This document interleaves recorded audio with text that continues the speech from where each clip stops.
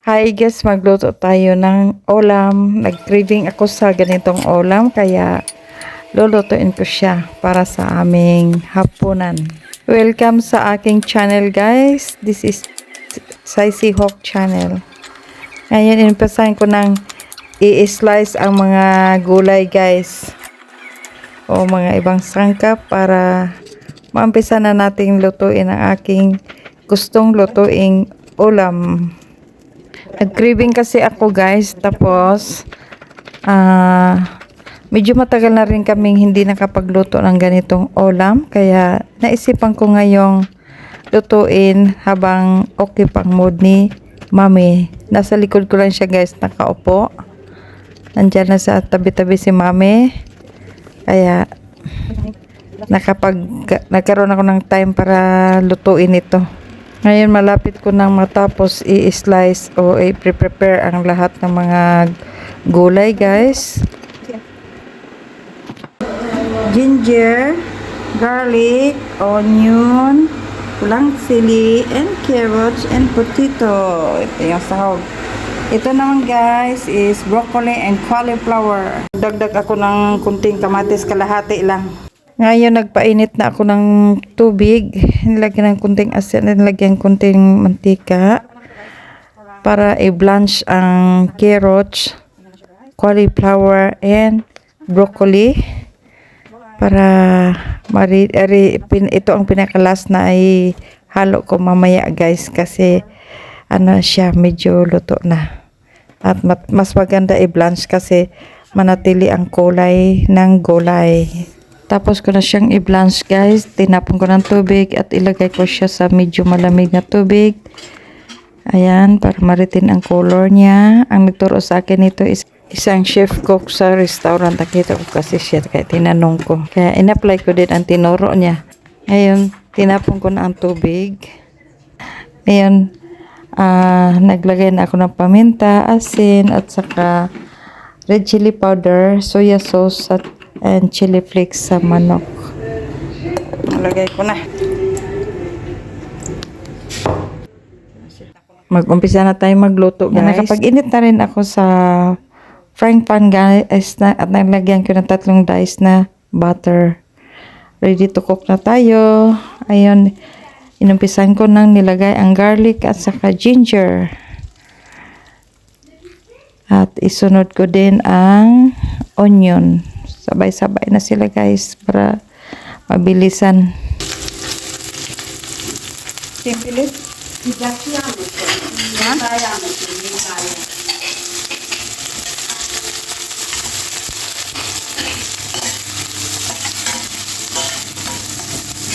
Orasyo.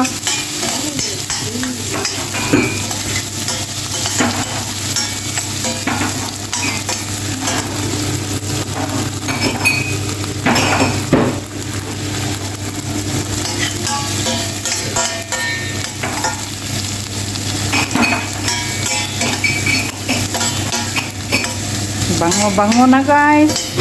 Bakit kaya yung garlic, ginger, at saka onion paghaluin is mabango siya?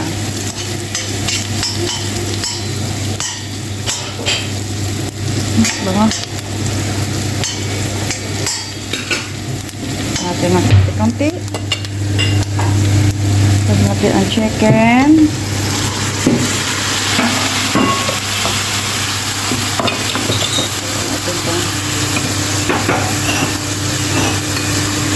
One teaspoon.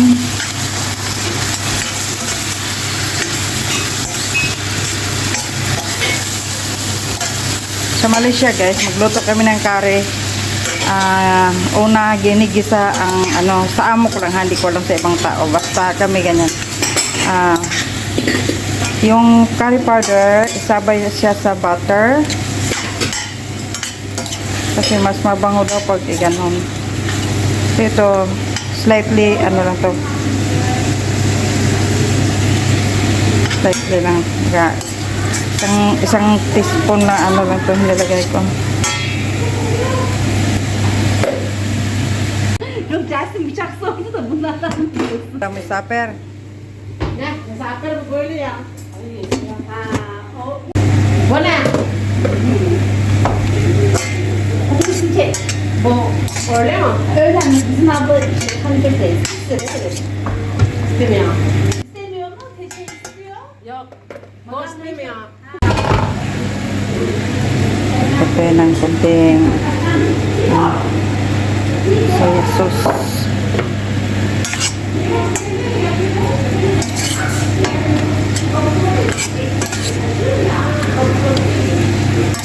Ilagay ka ng mga fish fries and then potato para ano siya. Itong potato kasi dagdag ano siya eh, magpapalapot kapag ano. So, hindi naman siya ganun kalata.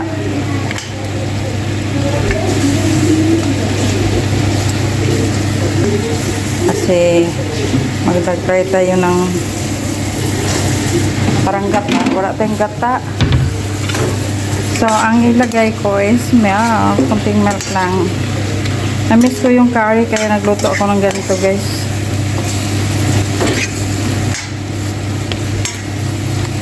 Curry. Ito guys. May nakita akong ano, lagyan natin ng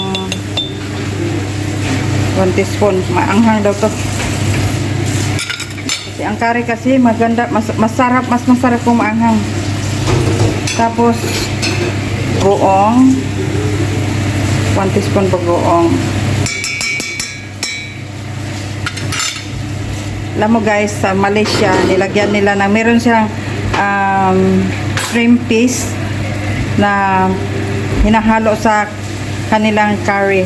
Doon siya. Nakita. So, hinalo ko yung bagoong namin.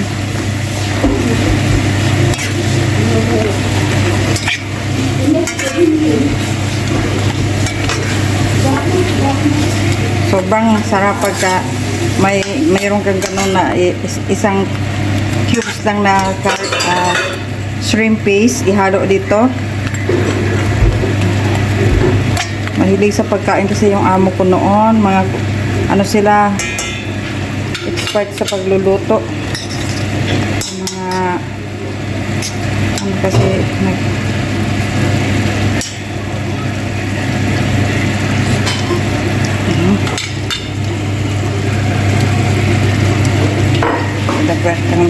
unti-unti ko lang yung timpla niya guys.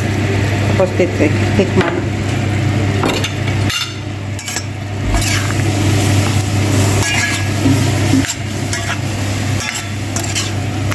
Parang gusto ko pang lagyan ng bagoong. Lagyan ko ng bagoong ko ng isang spoon. Teaspoon. So, 2 teaspoon na bagoong ang hinalo ko. Mamiss ko yung pagkain ng Malaysia guys. Ganyan ang aking niluto ngayon.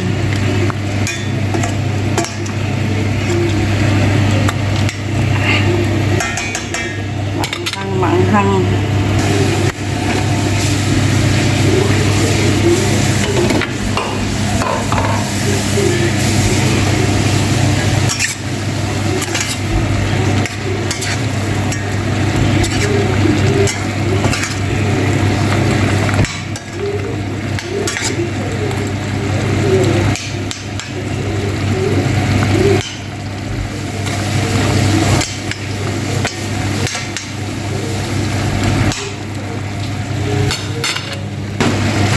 Halo ko na rin yung chili. Nakailang dagdag na ako ng soya sauce guys kasi magdagdag tayo ng gatas na medyo matamis yung gatas, so para mabalance yung tamis at saka alat. Isang basong gatas kasi wala tayong gata dito. So palaging ganyan guys pag ako nagluluto ng curry dito, pag walang gatas ang tinimpla ko. Kasi wala nga gatas, coconut milk. So, ang pang-replace ko is gatas. Pero alam mo guys, pag ganito guys, hindi kinakain ng mga kasi bawal ang dairy at saka karne. So, dito sa hindi mo tayo nahalo ko lang ang brand na ginamit ko na soya sauce guys ay hindi siya maalat masyado. Dagdag ako ng kunting asin ito guys, hindi ko lang na-videohan kasi depende na sa inyo kung gaano kaalat ang gusto nyo. Ito, nagdagdag ako kasi matamis yung milk. So, binabalance ko lang.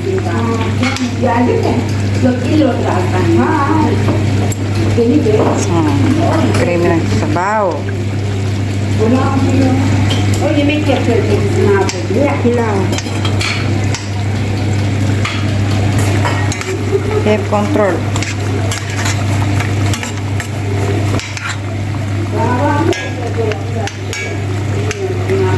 Habla kaburmos kaburmos berba na. Yok mo.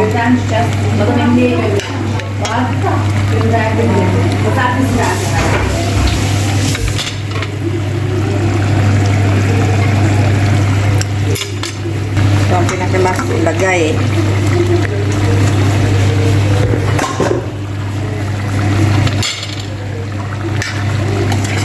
Tingnan mo guys, na-blanch yung broccoli at saka carrots at saka cauliflower, di ba? Ang kulay niya ay matingkad pa rin guys, di ba? Takbo ang ating kagaro.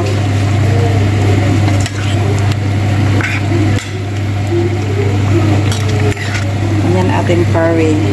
Tama-tama lang ang sabaw.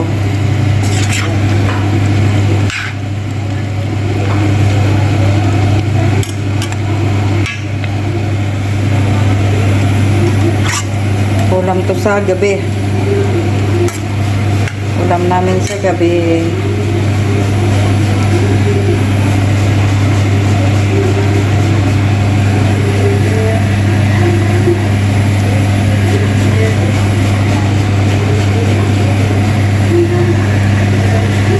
Sarap-sarap. Nakuliin natin sa guys. Halo na siya.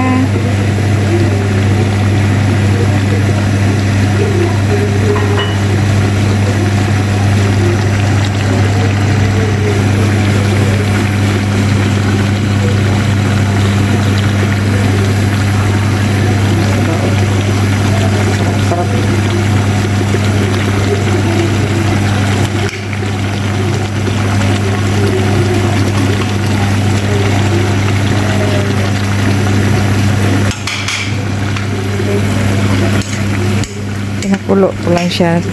Ang pinakulo muna kasi para mag-absorb yung sauce doon sa gulay guys. Hindi naman malata yung ating gulay kasi medyo matigas pa siya. Naluto na ang ating ulam. Pwede na siyang kainin. Hanggang dito na lang. Huwag kalimutang mag-subscribe, like, and share, and hit the notification bell para magkita-kita tayo bawat upload ko guys. Thank you, Lord, for our daily food.